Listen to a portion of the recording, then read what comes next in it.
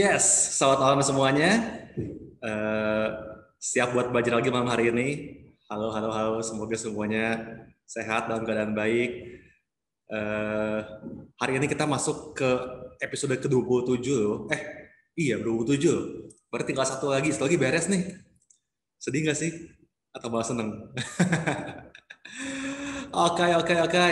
Hari ini bakal seru banget karena pas banget, padahal nggak direncanain, tapi somehow kelas ini, pasal ini itu akan membahas mengenai Good Friday, dan ini pas banget karena 2 minggu lagi kita bakal merayakan juga Jumat Agung dan Paskah. So ini betul-betul pengantar yang betul-betul cocok pas banget.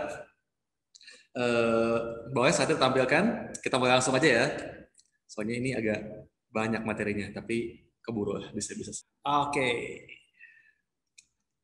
Hari ini Matius 27, saya kasih judul Good Friday alias Jumat Agung.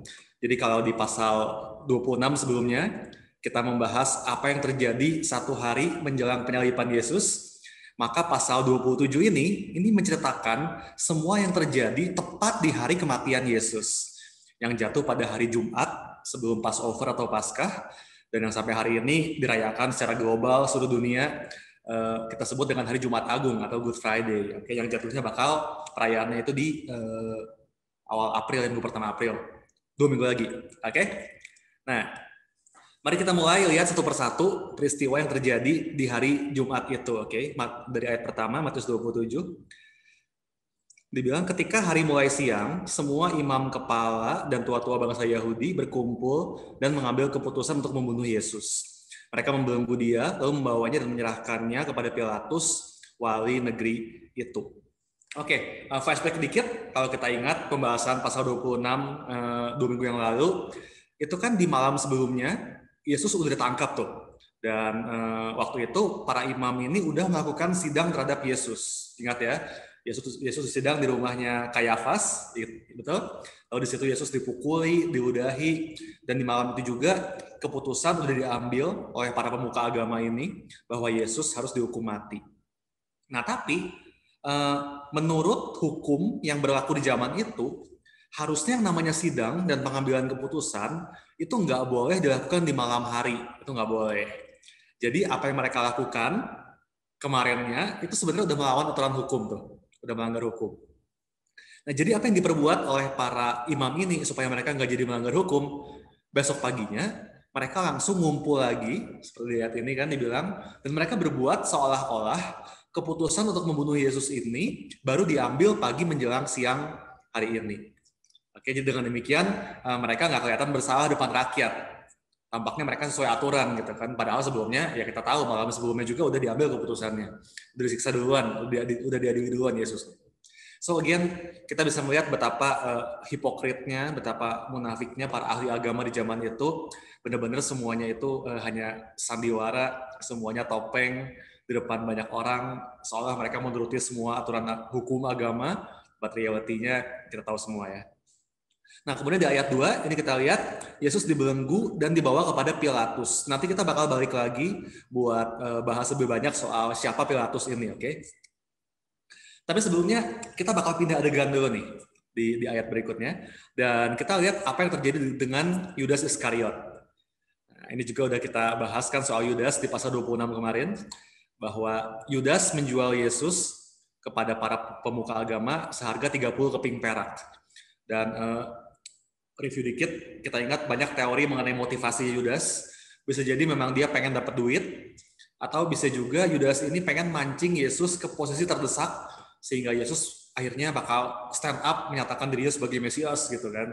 Nah, tapi apapun motivasi Yudas, yang jelas rencana dia gagal total, oke, dan dia menyesal saat tahu bahwa Yesus akan jatuhi hukuman mati. Lihat ayat 3. Pada waktu Yudas yang menyerahkan dia melihat bahwa Yesus telah dijatuhi hukuman mati, menyesalah ia. Lalu ia mengembalikan uang yang 30 perak itu kepada imam-imam kepala dan tua-tua, dan berkata, aku telah berdosa karena menyerahkan darah orang yang tak bersalah. Tapi jawab mereka, apa urusan kami dengan itu? Itu urusanmu sendiri. Maka ia pun melemparkan uang perak itu ke dalam bait suci, lalu pergi dari situ dan menggantung diri. Oke. So this is the end of Judas, akhir yang tragis buat dia. Dan apa yang bisa kita lihat di sini? Bahwa remorse is not equal to repentance. Penyesalan itu ternyata nggak sama dengan pertobatan. Seseorang bisa menyesali kesalahannya seperti Yudas tanpa memiliki keinginan buat bertobat. Sering nggak sih kita ketemu orang kayak gitu yang udah ketahuan bikin salah gitu ya, terus bilang, aduh sorry ya, kayak yang, wah pokoknya sorry mulu kita lah. Tapi besoknya dia ngelakuin lagi hal yang sama, terus sorry lagi, besoknya bikin lagi, gitu aja terus gitu kan. Jadi dia nyesal tapi gak mau berubah juga gitu. Sampai ada dibikin lagunya sama Rihanna kalau yang udah lahir zaman itu ya. Gimana lagunya? So don't tell me you're sorry cause you're not, gitu kan. Baby when I know you're only sorry you got caught. Jadi cuma nyesel di mulut doang gitu. Tapi gak ada niatan buat berubah dari dalam dirinya. Nah, sementara pertobatan dalam bahasa aslinya itu menggunakan kata metanoia yang artinya bukan sekedar feeling sorry, melainkan a change of heart, perubahan hati. Ketika seseorang bertobat, itu artinya dia berbalik 180 derajat dan lalu berjalan maju ke arah yang berlawanan. Oke, sekali lagi ya. Bertobat itu artinya balik 180 derajat, lalu maju ke arah yang berlawanan. Bukan sekedar nangis-nangis di tempat. Oke, itu bukan pertobatan. Jadi tadinya jalan ke arah yang salah, lalu balik badan 180 derajat, lalu maju ke arah yang benar sekarang. Nah, itu namanya pertobatan. Jadi yang Yudas lakukan itu bukan pertobatan. He just felt sorry. Dia cuma nyesel doang. Dia nggak berusaha buat balik arah dan memperbaiki hidupnya. Instead, dia malah gantung diri. It's too bad. Karena sesungguhnya dia punya kesempatan buat bertobat, but he didn't take it. Dan kita lihat uang 30 perak, hasil dia menjual Yesus, dibilang dia lempar ke bait suci. That's the funny thing about sin. Ini lucunya yang namanya dosa. Banyak orang berpikir bahwa ketika kita bisa punya that one forbidden thing, gitu ya, satu hal terlarang gitu, kalau kita bisa dapetin, maka kita bakal happy. But in the end, kenikmatannya biasanya cuma bentar banget, dan sudah itu yang tersisa cuma penyesalan, dan bahkan kita pengen lepas dari hal itu, tapi malah nggak bisa. Ya nggak sih? Sama kayak Yudas kan, dia pikir 30 keping perak itu bakal bikin dia happy. No, it wasn't. Akhirnya dia lempar tuh 30 keping itu, setahu dari tangannya, dia baru tahu bahwa this is not what I really want. Ternyata gue nggak pengen ini banget kok, nyesel malahan. Nah itulah yang namanya dosa, Bapak Ibu. We thought we want it, but actually we don't. It won't satisfy us. Itu nggak bisa memuaskan kita. So don't fall for that trap. Oke, jangan terjebak dengan kenikmatan dosa yang cuman sementara. But if we do fall, kalau sampai kita jatuh juga, saya mau bilang don't just remorse, repent. Oke, jangan cuma nyesel, tapi bertobat. Balik arah 180 derajat, lalu maju, move on with your life, maju, lakukan hal yang baik saat ini. Karena apapun kesalahan yang sudah buat, I believe you can still change today. It doesn't have to be the end of your story. Oke, amin. Oke, itu pelajaran yang bisa kita ambil dari Yudas Iskariot. Nah, itu adegan sampingannya. Sekarang kita kembali ke scene utama kita, balik ke Yesus lagi. Tadi dibilang bahwa Yesus dibawa menghadap Pilatus. Nah, siapa sih Pilatus ini? Dan kenapa Yesus dibawa menghadap dia? Pontius Pilatus itu kalau sudah baca sejarahnya adalah gubernur Romawi untuk wilayah Yudea waktu itu. Ia diangkat menjadi penguasa Yudea pada tahun 26 Masehi oleh Kaisar Tiberius. Nah, tempat tinggal gubernur, jadi gubernurannya itu sebetulnya di Kaisarea, di tepi laut. Jadi itu agak jauh dari Yerusalem, tapi sesuai kebiasaan di tiap perayaan Paskah atau Passover, itu gubernur Romawi bakal berkunjung ke Yerusalem bersama pasukannya. Ngapain? Buat mengawasi jalannya perayaan Paskah, karena itu kan big event dan semua penganut agama Jewish itu bakal datang ke Yerusalem dari seluruh dunia. Jadi pasukan Romawi bakal datang bersama gubernurnya buat mengontrol, memastikan semuanya aman. Jadi hari itu Pilatus dari Kaisarea dia datang ke Yerusalem buat mengontrol perayaan Passover. Nah, jadi mumpung nih para imam nih mikir nih, mumpung Pilatus lagi di Yerusalem, maka mereka bawa Yesus buat langsung disidang sama Pilatus. Kenapa? Karena berdasarkan hukum yang boleh menjatuhkan hukuman mati itu hanya pemerintah Romawi. Jadi waktu itu kan ingat ya, Israel lagi dijajah sama Romawi. Jadi ini wilayah jajahan nih. Dan Para imam ini nggak berhak buat jatuhin hukuman mati. Yang boleh itu adalah pemerintah Roma. Jadi para imam ini nggak bisa main hakim sendiri nih. So apa yang mereka buat? Yesus tangkap, mereka bawa ke Pilatus yang adalah gubernur Roma. Ya. Nah, Pilatus sendiri, kalau kita baca sejarahnya, dia dikenal sebagai orang yang kasar, yang kejam, dan dia sama sekali nggak peduli dengan perasaan atau keyakinan orang lain. Jadi para imam Sanhedrin ini pikir, gampang lah, orangnya emang orang jahat juga, tinggal bawa Yesusnya ke Pilatus, pasti diketok palu, beres lah, dihukum mati pasti. Gitu cerita rencananya. Tapi para imam juga tahu bahwa Pilatus nggak bakal peduli masalah penistaan agama Yahudi, gitu kan? He doesn't care. Makanya mereka bawa Yesus ke Pilatus dengan 3 tuduhan fitnah yang lain. Kesatu, bahwa Yesus adalah pemberontak Roma. Kemudian kedua, bahwa Yesus menghasut rakyat biar nggak bayar pajak ke Roma. Dan ketiga, bahwa Yesus mengklaim dirinya sebagai raja yang menantang kaisar. Nah, ini 3 fitnah yang ditulis di Injil Lukas ya, sudah lihat di layar tuh ada. Di situ mereka menuduh dia, katanya, telah kedapatan oleh kami bahwa orang ini, Yesus, menyesatkan bangsa kami, melarang membayar pajak kepada kaisar, dan tentang dirinya yang mengatakan bahwa ia adalah Kristus, yaitu raja. Oke, itu tuduhannya. Nah, setelah tuduhan disampaikan, kemudian kita lihat Pilatus sendiri mulai menginterogasi Yesus. Di ayat 11, Matius bilang, lalu Yesus dihadapkan kepada wali negeri, yaitu Pilatus ya. Dan wali negeri bertanya kepadanya, engkaukah raja orang Yahudi? Jawab Yesus, engkau sendiri yang mengatakannya. Tetapi atas tuduhan yang diajukan imam-imam kepala dan tua-tua terhadap dia, ia tidak memberi jawab apapun. Maka kata Pilatus kepadanya, tidakkah engkau dengar betapa banyaknya tuduhan saksi-saksi ini terhadap engkau? Tetapi Yesus tidak menjawab satu kata pun, sehingga wali negeri itu sangat heran. So, kita lihat di sini, no majestic defense dari Yesus, nggak ada kata-kata pembelaan, atau Yesus bikin mujizat apa buat menyelamatkan nyawanya, sama sekali nggak ada. Yesus cuma diam. Tapi justru ini yang bikin Pilatus kagum sama Yesus. Pilatus sudah menghakimi mungkin ratusan tahanan selama masa jabatannya gitu ya, yang semuanya berusaha membela diri dengan cara apapun, ngomong apapun supaya bisa selamat dari hukuman mati. Tapi Yesus enggak. Dibilang Yesus diam aja. Dan justru itu yang bikin Pilatus merasa ini kayaknya orang nggak salah deh. Ini orang beda nih, kayaknya nggak salah nih. You know guys, sometimes the best way to defend ourselves is by being silent. Kadang-kadang cara paling bagus buat membela diri kita adalah dengan diam aja seperti Yesus. I mean, ya tentu ada waktu di mana kita perlu speak up, ada juga gitu ya. Kalau kita rasa dengan bicara itu kita bisa mengubah keadaan. Tapi ketika kita diperhadapkan pada orang-orang yang kita udah tahu gak bakal peduli sama pembelaan kita, I think don't waste our energy. Ya nggak sih, jangan habisin waktu kita, tenaga kita di situ.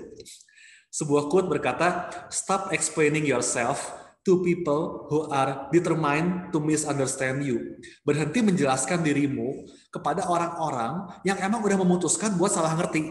Karena ada orang-orang yang kayak gitu, yang emang udah sebel sama engkau, yang emang udah sentimen sama engkau, yang udah punya pendiriannya sendiri. Jadi apapun yang kita jelasin ke mereka, udah percuma tuh, udah gak ada gunanya. Mereka udah memutuskan dalam dirinya, mereka bakal salah ngerti. So, stop explaining yourself ke orang-orang seperti itu. Capek, buang-buang tenaga. Lebih baik kita keep silent seperti Yesus and trust God to defend us. Percaya bahwa Tuhan yang bakal bela kita. Oke, saya juga belajar banget hal ini. Dulu saya tipe orang yang sangat emosian gitu ya, tiap kali ada apa-apa pengennya langsung semprot balik gitu ya. Tapi sekarang saya belajar, ya belum sempurna, kadang-kadang gagal juga, tapi ya belajarlah lebih kayak Yesus, lebih banyak diam, terima aja, percaya kalau Tuhan yang bela kita kalau kita nggak salah. Amin.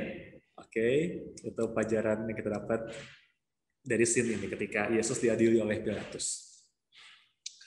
Nah, mari kita lihat kejadian berikut, ini juga nggak kalah menarik, yaitu ketika Pilatus yang udah ngerasa bahwa ini orang kayaknya nggak salah nih ya, tapi gimana nih, kata para imam dia harus dihukum mati, gimana dong? Pilatus mulai bingung, jadi dia coba menawarkan kepada rakyat untuk melepaskan salah satu dari 2 tahanan yang dia punya. Karena menurut tradisi, di hari Passover itu, kalau ada tahanan tuh boleh dipilih yang untuk dilepaskan. Nah, jadi Pilatus lempar nih ke rakyat. Siapa yang mau dibebasin? Ada 2 orang pilihannya, Yesus atau Barabas. Kita lihat di ayat 15. Telah menjadi kebiasaan bagi wali negeri untuk membebaskan satu orang hukuman pada tiap-tiap hari raya itu atas pilihan orang banyak. Dan pada waktu itu dalam penjara, ada seorang yang terkenal kejahatannya bernama Yesus Barabas. Karena mereka sudah berkumpul di sana, Pilatus berkata kepada mereka, "Siapa yang kamu kehendaki kubebaskan bagimu? Yesus Barabas atau Yesus yang disebut Kristus?" Ini lucu banget, namanya sama-sama Yesus ya. Yang satu Yesus Barabas, yang satu Yesus Kristus. Oke. Jadi Pilatus lempar. Oke, yang mana bebasin nih? Mau Barabas atau Kristus? Nah, sementara rakyat yang ngumpul di ruang sidang itu, mereka udah dihasut oleh para imam. Sehingga mereka akhirnya memilih untuk membebaskan Barabas. Ini ditulis dengan lebih jelas di Injil Lukas. Di Lukas 23 dibilang, tetapi mereka berteriak bersama-sama, "Enyahkanlah dia." Maksudnya Kristus ya. "Lepaskanlah Barabas bagi kami." Barabas ini dimasukkan ke dalam penjara berhubung dengan suatu pemberontakan yang telah terjadi dalam kota dan karena pembunuhan. So, saya coba renungkan scene ini gitu ya, kejadian ini. What a big surprise for Barabas. Iya nggak sih? Saya bisa bayangin Barabas mungkin udah berhari-hari diam di penjara karena ketangkep. Dia tahu nasibnya bakal gimana. Dia sadar bahwa dirinya adalah pemberontak dan pembunuh. Dan sejak ditangkap dia tahu bahwa hidupnya itu tinggal menghitung hari. Hukuman mati udah pasti, Barabas tahu. There's no escape for him now. Nggak ada lagi pembelaan. Udah jelas terbukti bersalah dan hukuman mati udah nggak bisa dihindari. Jadi ketika hari itu sipir penjara membuka pintu selnya, Barabas knew it's time. Oh, this is the end. Inilah akhir hidupnya. Dengan tangan dirantai, Barabas berjalan mengikuti pengawal untuk menghadap Pilatus yang akan menjatuhkan hukuman mati buat dia. But, surprise, surprise, sampai di depan Pilatus, ternyata Pilatus bilang apa? "Barabas, kamu bebas pergi. Ini Yesus Kristus ini, dia yang bakal dihukum mati buat gantiin kamu." I wonder, gimana reaksi Barabas waktu itu? Injil nggak menulis apa yang terjadi dengan dia setelah itu. Apakah Barabas melonjak kegirangan? Apakah dia mengucapkan terima kasih ke Yesus gitu ya yang menggantikan dia? Atau apakah Barabas langsung pergi meninggalkan Yesus tanpa menoleh ke belakang sama sekali? I don't know. But today, hari ini, dapatkah engkau melihat dirimu dalam posisi Barabas? Because the truth is, we are all Barabas. Kita semua adalah Barabas. Kita semua adalah tahanan yang dipenjara oleh masa lalu kita, dipenjara oleh kegagalan kita, oleh luka lama kita, oleh penolakan, oleh dosa-dosa kita. Kita semua tawanan. Dan kita sedang dalam perjalanan menuju hukuman mati kita. Karena upah dosa adalah maut. There is nothing we can do. There's no escape from this prison for us. Kita pun sedang menuju kepada kematian. But, surprise, surprise. Ternyata ada seseorang yang namanya Yesus yang memilih untuk mati menggantikan kita. Utang kita yang demikian besar, Yesus memilih buat membayarnya untuk kita. So today, we are free. Kita bebas merdeka karena Yesus gantiin tempat kita. We are Barabas. The question is, bagaimana reaksi kita sebagai Barabas? Bersuka cita, udah pasti. Orang nggak jadi dihukum kok, nggak jadi mati, bebas merdeka. Tapi apakah kita mengucap syukur kah? Atau kita melenggang pergi tanpa menoleh ke belakang? Lupa bahwa ada seseorang yang mengorbankan nyawanya untuk kita. Ada satu hal lagi yang menarik. Nama Barabas, itu kalau diartikan, itu berasal dari dua kata. Bar, itu artinya anak. Ingat ya, kita pernah bahas sebelumnya. Simon Barjona. Simon anak Yunus. Itu Bartimeus, anak Timeus. Jadi bar artinya anak. Sementara Abbas atau Aba, yang udah encounter pasti tahu, apa artinya Aba? Bapak. Betul? Jadi Barabas itu artinya anak bapak, son of the father. Ini luar biasa. Jadi lihat, Yesus mati disalib supaya Barabas bisa bebas. Yesus mati disalib supaya kita bisa bebas dan menjadi anak-anak Bapa di surga. So today, mari pastikan kita menjalani setiap hari dalam kehidupan kita dengan menyadari bahwa ada seseorang yang udah mati buat kita. Live your life as if someone died for you. Because someone did. And his name is Jesus. Amin. Mari hidupi hidup kita setiap hari dengan sadar ada orang mati buat saya. Gimana sih hidup kita kalau kita ingat ada orang mati buat kita? Pasti bakal gak sembarangan, betul? Kita selalu ingat betapa kita berharga sampai orang mati buat kita. And someone did. And his name is Jesus. Amin. Oke. Direnungkan dulu sebentar kebenaran ini. I think ini luar biasa. Sambil saya minum kopi.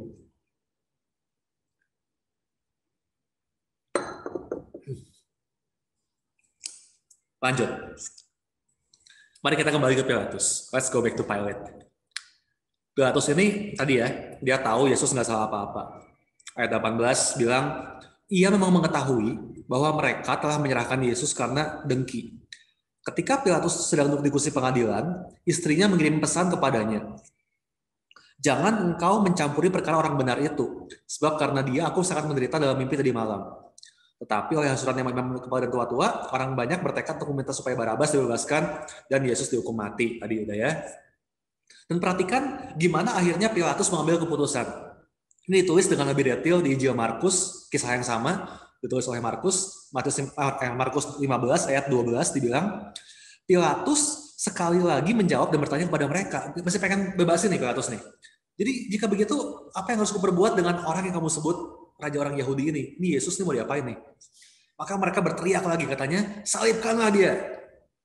Terus Pilatus masih penasaran, ngomong lagi, tapi kejahatan apa yang telah dilakukannya? Namun mereka, rakyat makin keras berteriak, salibkanlah dia.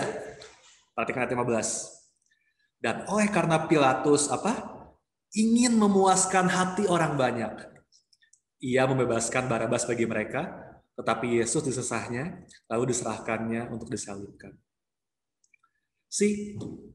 Para imam ini tahu cara terbaik untuk mempengaruhi Pilatus. Bukan dengan kata-kata mereka, bukan dengan kata-kata istrinya, bukan juga dengan pertimbangan Pilatus sendiri. Cara terbaik buat mendirect Pilatus adalah melalui suara orang banyak, mereka tahu itu.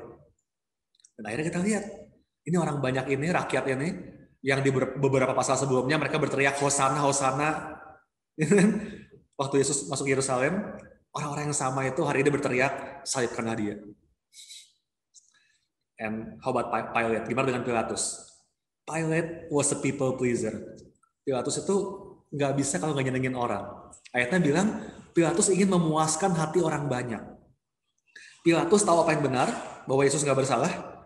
Pilatus tahu apa yang benar, bahwa Yesus harus dibebaskan. Pilatus bahkan punya kuasa buat melakukan apa yang benar. He had the authority, dia gubernur, dia bisa bebasin kalau mau.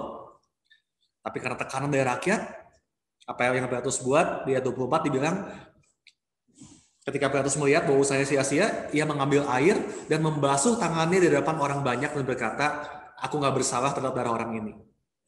Jadi Pilatus mencuci tangannya dan berkata, itu bukan urusan gue, lu urus diri aja sana. Dia lepas tangan, dia nggak mau ikut ambil keputusan, dan akhirnya Yesus, Raja segala raja, harus mati disalib. Saya nggak tahu buat saudara hari ini. Mungkin ada banyak hal yang saudara sulit buat ambil keputusan. Mungkin soal bisnis, mungkin soal pekerjaan, mungkin soal pengaturan keuangan, mungkin soal hubungan. Saudara bingung harus berbuat apa, harus milih yang mana, karena ada begitu banyak suara orang, ada begitu banyak opini orang yang ingin saudara senangkan. Ada begitu banyak orang yang pengen saudara buat terkesan. Atau mungkin saudara tipe yang susah bilang enggak. Pokoknya pengennya nyenengin semua orang deh. Ketika kita menjadi people pleaser, antara kita jadi nggak bisa buat keputusan, atau kita bakal membuat keputusan yang salah. Karena kita cuma ngikutin apa kata orang aja. Sebuah quote berkata, if you fail to decide, you decide to fail. Ketika kau gagal untuk memutuskan, sesungguhnya kau sedang memutuskan untuk gagal. Oke. By the way, saya pernah khotbah khusus tentang topik ini, judulnya The Disease to Please. Kalau saudara belum pernah dengar, saudara bisa cari CD-nya di Witstaff, atau nanti saya bakal coba upload ke YouTube supaya kita bisa dengerin sama-sama lagi. But intinya, being a people pleaser is very dangerous. Kita nggak boleh fokus nyenengin orang lain. If you fail to decide, you decide to fail. Oke, kalau kita gagal bikin keputusan, kita bakal memutuskan untuk gagal. Seperti Pilatus. Yang gara-gara dia nggak bisa ambil keputusan, padahal tahu apa yang benar, akhirnya Yesus harus mati di salib. How dangerous is that? Lanjut ya. Banyak hal hari ini, tapi saya percaya semuanya bisa ngikutin ya. Perikop berikut. Perikop berikut menceritakan bagaimana Yesus menderita menjelang penyalipannya, the suffering of the Savior. Kita nggak akan baca ayat demi ayat, tapi udah jelas banget kalau saudara bisa baca semua di situ. Kalau saudara nonton film The Passion of Christ, I think itu good banget. Penggambarannya cukup real di situ dengan kejadian aslinya. Walau aslinya pasti lebih parah daripada itu lagi ya, tapi itu lumayan mendekati lah. Kita tahu apa yang terjadi sama Yesus? Dibilang Yesus disesah atau dicambuk. Nah, cambuk yang digunakan oleh tentara di zaman itu, kalau sudah pernah lihat, itu gambarnya itu kayak kurang lebih kayak yang saya pasang di layar. Jadi cambuknya itu, ketutup. Sebentar. Cambuknya itu bercabang dan lalu di setiap ujung cabangnya itu ada seperti bola berduri, kelihatan ya, yang digambar paling kiri itu. Jadi ketika Yesus dicambuk, punggungnya dicambuk Yesus, maka bola duri itu akan menancap di dagingnya, dan ketika cambuknya ditarik lagi, maka dagingnya akan ikut robek bersama dengan bola duri itu. So you can imagine how scary it is. Dan ini cambukannya berkali-kali. Dicambuk sekali, udah sobek dagingnya, lalu luka yang masih basah tadi dicambuk lagi kan, ketancap lagi sama bola duri yang lagi, dicambuk lagi, sehingga dagingnya lebih dalam kesobek lagi, dan begitu terus sampai akhirnya punggungnya hancur semua tuh. Di masa itu banyak tawanan yang bahkan mati saat dicambuk sebelum mereka sempat naik ke kayu salib. Jadi Yesus dicambuk, ini ngeri banget. Apalagi Yesus diolok-olok, nggak cuma disiksa secara fisik, dia juga disiksa secara mental. Dia dihina, ditertawakan, diludahi. Dia didandanin sebagai raja, dipakai jubah ungu, dibilang, dan dipakein mahkota. Tapi mahkotanya bukan mahkota emas, melainkan mahkota duri, kayak digambar tuh. Dan bayangkan, habis dipakein duri di kepalanya, lalu dibilang kepala Yesus dipukul sama mereka. Jadi setiap kali kepala Yesus dipukul, maka duri di mahkota itu akan menancap semakin dalam ke sekeliling kepala Yesus. Jadi bisa dibayangin seluruh kepala itu mengucurkan darah, membasahi mukanya penuh darah semua. Ini ngeri banget, ngeri banget. Dan dengan kepala yang penuh darah, serta punggung yang udah hancur itu, ini penderitaannya belum selesai, bahkan masih panjang. Selanjutnya adalah Via Dolorosa. Yesus harus berjalan melalui kota sambil memikul salib.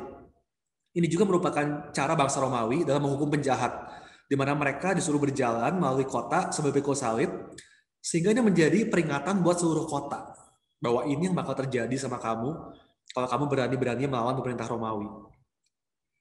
Dan biasanya rute yang harus ditempuh itu sengaja diambil rute yang paling panjang. Supaya apa? Ya supaya semakin banyak orang yang bisa menyaksikan peringatan yang mengerikan ini. Nah, para terhukum, termasuk Yesus saat itu, harus memikul salib yang akan digunakan buat hukuman mati. Nah, salib yang dipikul itu adalah bagian yang horizontal. Oke, jadi salib itu kan ada yang horizontal sama ada yang vertikal ya.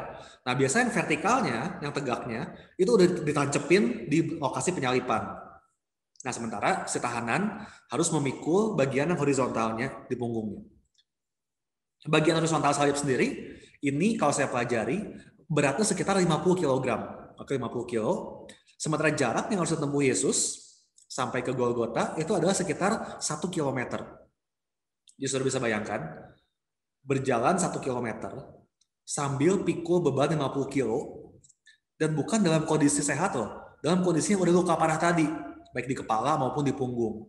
Udah kehilangan banyak darah, udah lemah banget, masih harus jalan bawa beban 50 kilo buat 1 km. Ini benar-benar ngeri banget, dan kayaknya buat orang lain hampir mustahil nih kalau bukan Yesus. Kayaknya nggak tahu apa yang bikin Yesus kuat buat lewatin ini.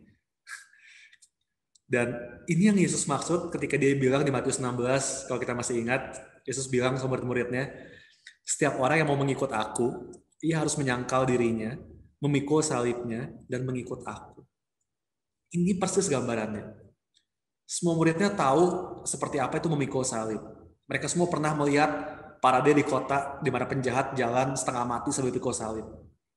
Mereka semua juga tahu bahwa memikul salib adalah perjalanan menuju kematian. It's a one way trip. Kalau di situ udah nggak ada jalan lagi buat kembali. Makanya ada lagunya juga ya. The cross before me, the world behind me, no turning back, no turning back. Salib di depanku, dunia di belakangku, nggak ada balik lagi. Sungguh mengikuti Yesus, itu artinya kita siap buat meninggalkan dunia, meninggalkan kehidupan kita yang lama di belakang, dan pikul salib kita. Banyak orang yang mungkin bakal omongin kita, bakal banyak orang yang benci kita. Kita siap buat menderita, menyangkal diri seumur hidup, no turning back. Itu yang namanya mengikuti Yesus. So, are you ready to follow Jesus? To pick up your cross and follow Him? I hope you do. Karena ikut Tuhan, well, bukan perjalanan yang selalu mengasyikan ya. Banyak juga berkatnya pasti, tapi nggak selalu. Bakal ada momen di mana kita menderita juga. Kita harus siap buat itu. By the way, nanti hari Minggu saya bakal khotbah soalnya lebih banyak. Pastikan hadir hari Minggu ya di Ibadah Raya. Oke, ngomongin soal pikul salib, ada satu orang yang betul-betul literally mengalami memikul salib Yesus. Dan nama orang itu adalah Simon dari Kirene. Oke, kita lanjut ke ayat 32 ayat berikutnya. Ketika mereka berjalan ke luar kota, mereka berjumpa dengan seorang dari Kirene yang bernama Simon. Orang itu mereka paksa untuk memikul salib Yesus. Jadi karena Yesus sudah nggak kuat, kebayang lah 1 kilo, pikul 50 kilogram, terus badan udah hancur, pendarahan semua, akhirnya Yesus jatuh, udah nggak bisa berdiri lagi. Terus waktu itu ada orang lewat nih, namanya Simon ini. Dan orang itu dipaksa oleh tentara Romawi buat bantu pikul salib Yesus. Nah, Kirene ini lokasinya ada di Afrika Utara, by the way, Bapak Ibu. Yang jaraknya itu sekitar 1.300 km dari Yerusalem. Jadi ini jauh banget dari Afrika. Simon ini adalah seorang peziarah dan dia datang ke Yerusalem ya buat merayakan Passover tadi. Jadi kemungkinan besar, ini Simon bahkan nggak tahu siapa Yesus. Dia nggak ngerti apa-apa, cuma orang lewat gitu ya. Terus kebetulan karena pas dia ada di situ, Yesus sudah nggak sanggup angkat salibnya, maka tentara Romawi tadi paksa Simon, ya kamu aja bantuin angkatnya salib. Jadi saya percaya ini pengalaman yang unik, luar biasa buat Simon ya. Awalnya dia pasti kesel, kebayang ya. Ini gue nggak tahu apa-apa, tahu-tahu disuruh mikul salib 50 kilo, apaan nih gitu kan. Tapi itu menjadi awal perjalanan rohaninya mengenal Yesus.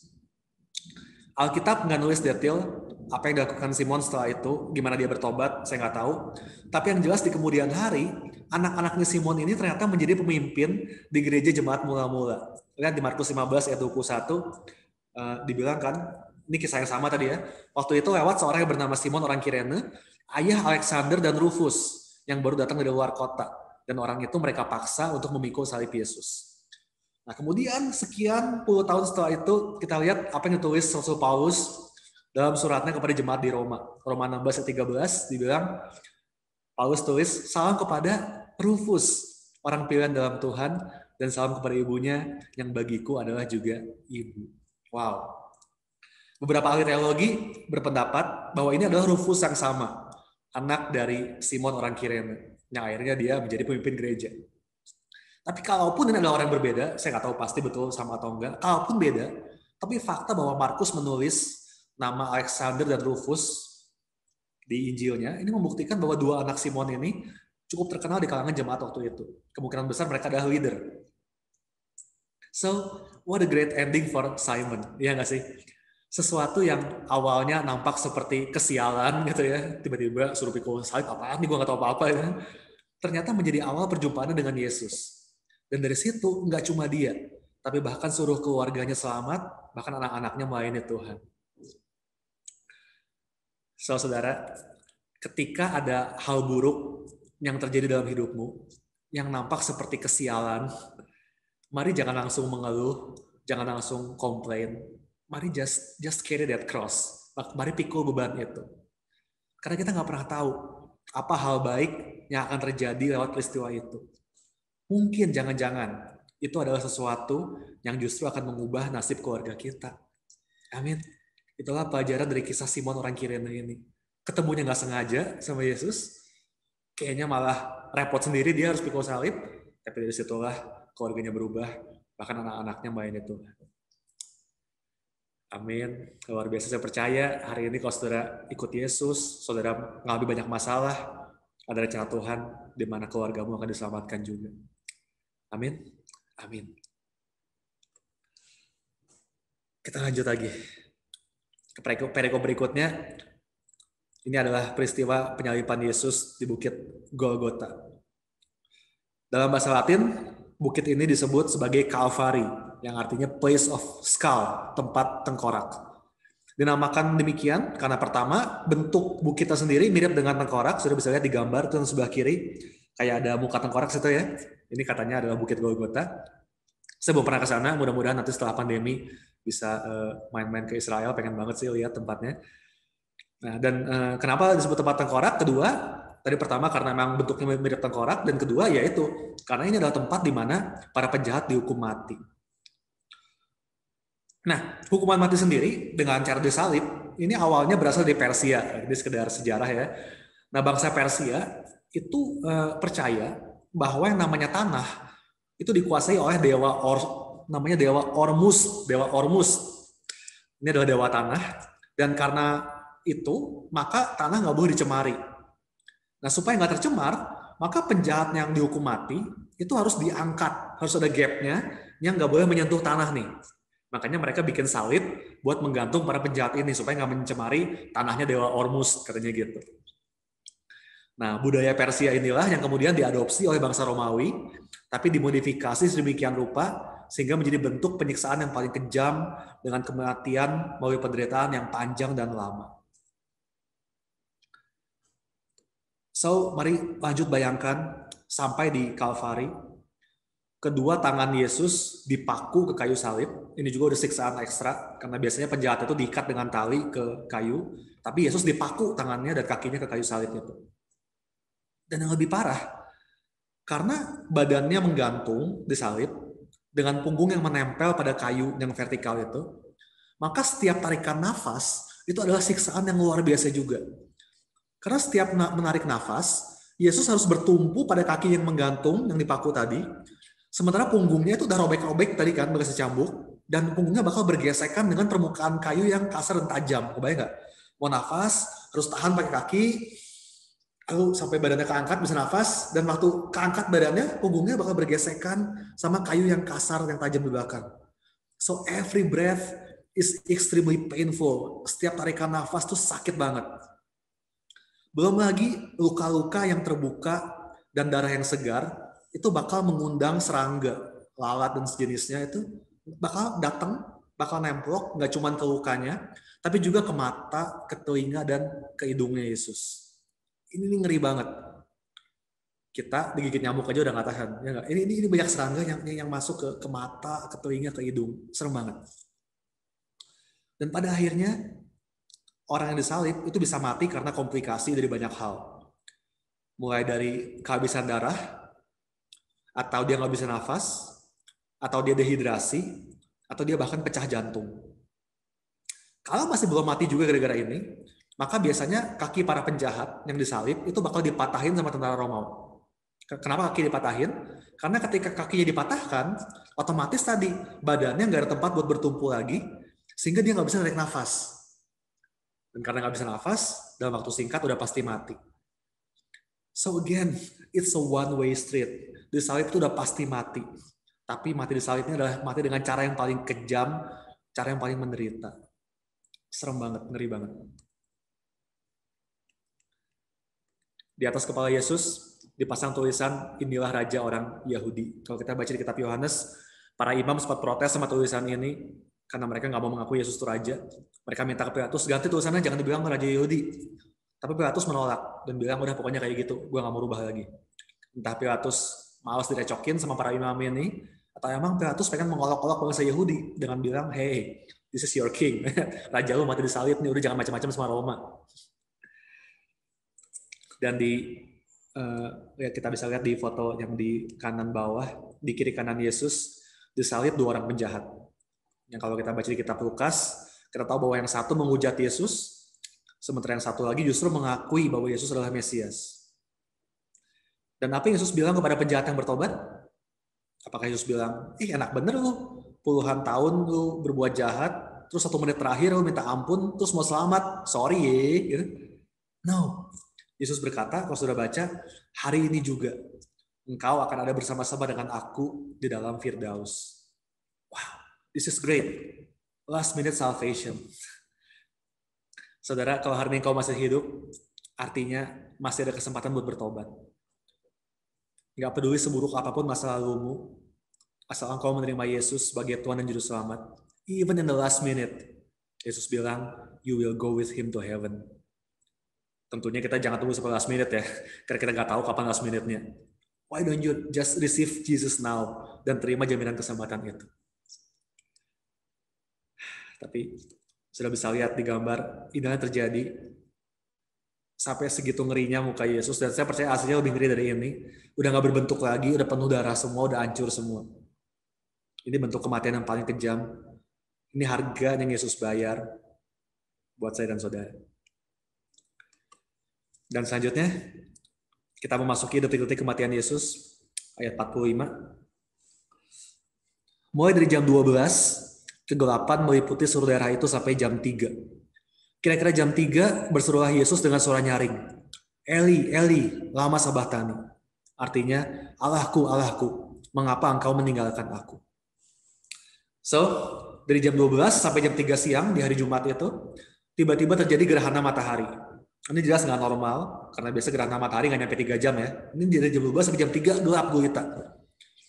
Yesus sendiri udah disalib dari sekitar jam 9 pagi, kalau kita baca di Injil Markus. Jadi artinya, Yesus tergantung di kayu salib itu, tersiksa selama 6 jam, kurang lebih, dari jam 9 pagi sampai jam 3 sore. Bayangin, 6 jam, yang tiap kali narik nafas, itu kayaknya mau mati, punggung sakit, gitu kan. Kayaknya semua seluruh badan luka, 6 jam kayak gitu. Seruan Yesus di ayat ini adalah quote dari nubuatan mesianik Raja Daud di Mazmur 22. Kalau kita baca Mazmur 22 ayat 1 dibilang, Mazmur Daud bilang apa? Allahku, Allahku, mengapa engkau meninggalkan aku? Aku berseru, tapi engkau terap jauh dan tidak menolong aku. So, digenapi oleh Yesus nubuatan ini. Dan ini adalah puncak dari penderitaan Yesus. Seruan Yesus ini, kalau sudah baca di seluruh Injil, ini adalah satu-satunya momen di mana Yesus memanggil Tuhan dengan sebutan Allahku dan bukan Bapakku. Cuma di momen ini doang. Yang lain selalu bilangnya Bapak, Bapak, Bapak. Cuma ini yang dia bilang Allahku. So, penderitaan terbesar Yesus bukan ketika ia dihina. Bukan ketika ia dikhianati Yudas. Bukan ketika ia ditinggalkan Petrus. Bahkan bukan ketika tubuhnya hancur lebur. Penderitaan terbesar Yesus ketika ia merasa terpisah dari Bapa di surga. Dan di momen inilah terjadi yang disebut sebagai the great exchange, pertukaran ilahi, di mana seluruh dosa dan sakit penyakit dunia dibebankan kepada Yesus. Di mana Bapa berpaling karena nggak tahan ngelihat semua dosa yang ada pada Yesus. Rasul Paulus menuliskannya di 2 Korintus 5 ayat 21, dia yang tidak mengenal dosa telah dibuatnya menjadi dosa karena kita, supaya dalam dia kita dibenarkan oleh Allah. This is the great exchange. Di kayu salib itu telah terjadi sebuah pertukaran dari Yesus untuk kita. Pembenaran Yesus sebagai ganti dosa kita. Kemerdekaan sebagai ganti perbudakan. Kesembuhan sebagai ganti sakit penyakit. Kelimpahan sebagai ganti kemiskinan. Berkat sebagai ganti kutuk. Atau ada di slide berikutnya, boleh di next. Ini pertukaran yang terjadi di kayu salib. Apa yang harus jadi bagian kita diambil sama Yesus, dan apa yang merupakan bagian Yesus diberikan buat kita. Dan saat Yesus menyerahkan nyawanya, Yesus berseru, "It is finished," dibilang. Sudah selesai. Kata ini dalam bahasa Yunani menggunakan kata tetelestai, yang artinya paid in full, dibayar lunas.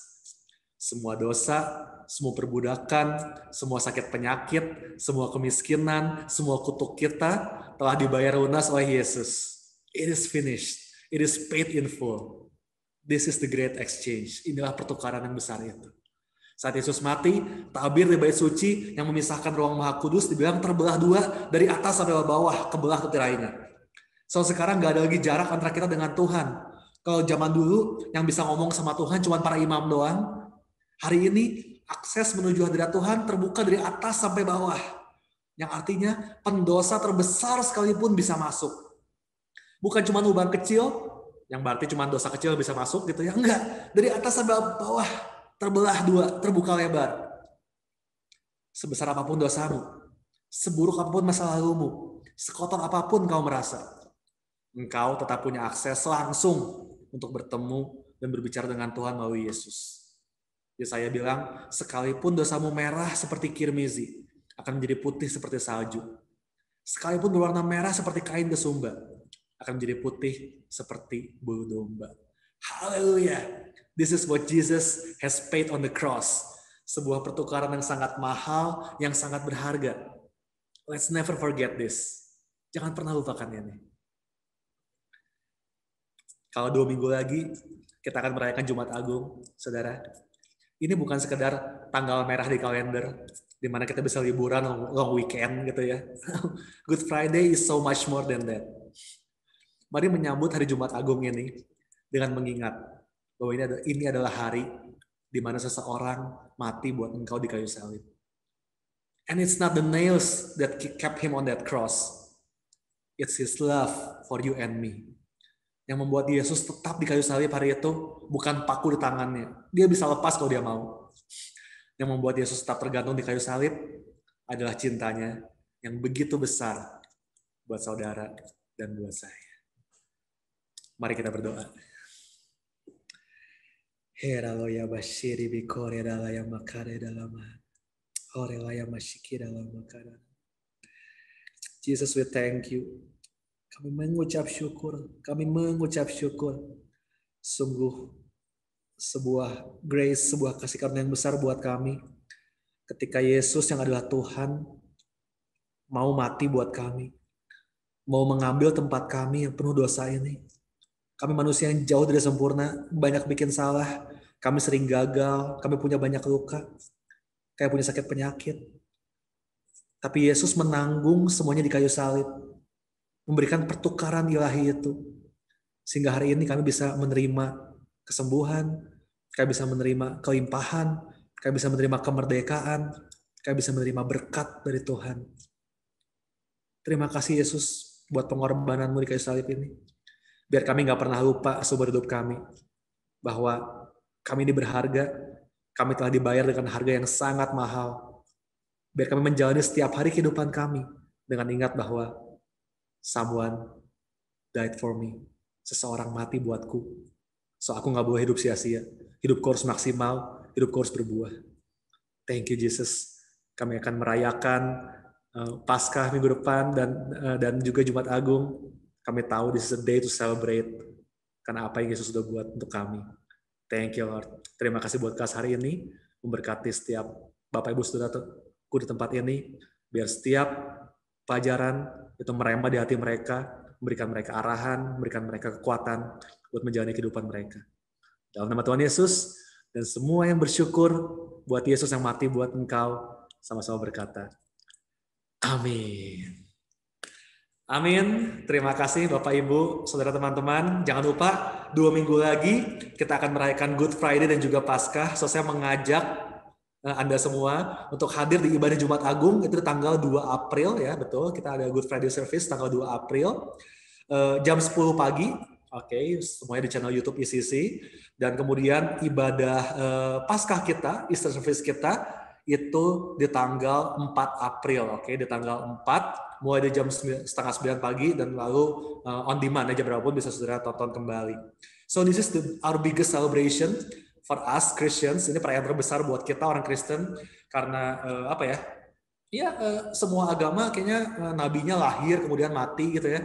Tapi cuman kita yang nabinya mati dan bangkit lagi mengalahkan maut. Karena Yesus bukan sekedar nabi, ia adalah Tuhan. So this is something worth celebrating. Tim produksi ICC saya tahu udah bekerja keras buat memberikan yang terbaik buat kita semua.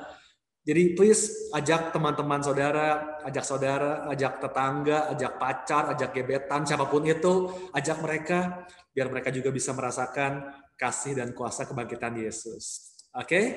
Kita ketemu 2 minggu lagi untuk pasal yang terakhir di kitab Matius, itu pasal 28. Itu kita bakal bahas mengenai kebangkitan Yesus. Because hari ini kita lihat kematian Yesus yang mengerikan, but this is not the end of the story. Injil nggak berakhir dengan Yesus mati di kayu salib. Injil justru berakhir dengan Yesus bangkit mengalahkan maut. Itu yang bakal kita bahas sama-sama di bab terakhir nanti. Okay? So see you then. God bless and in advance, happy Easter everyone. See you. God bless.